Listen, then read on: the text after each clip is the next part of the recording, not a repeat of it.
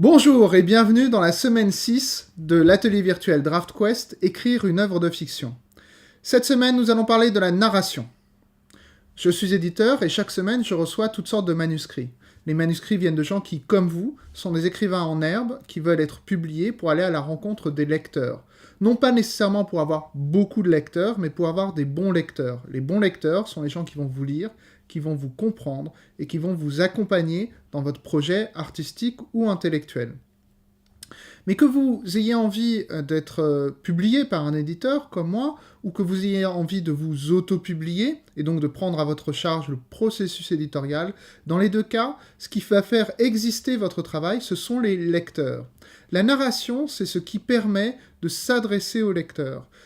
Les manuscrits que je reçois ont toutes sortes de qualités, mais souvent ils ont un défaut commun, c'est qu'ils n'ont pas encore franchi ce cap important, qui est le cap qui sépare l'expression de soi de raconter quelque chose au lecteur. Et avec l'expérience, je vois que c'est un cap très très important que tout écrivain en herbe doit franchir au bout d'un moment où on cesse d'être tourné vers soi quand on écrit et on commence à se tourner vers son lecteur.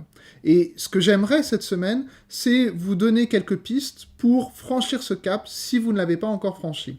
Aujourd'hui, nous allons parler de trois choses. Tout d'abord, nous allons parler du lecteur. Ensuite, nous allons parler de l'auteur, c'est-à-dire vous. Et enfin, nous allons parler de l'effet de fiction. À tout de suite.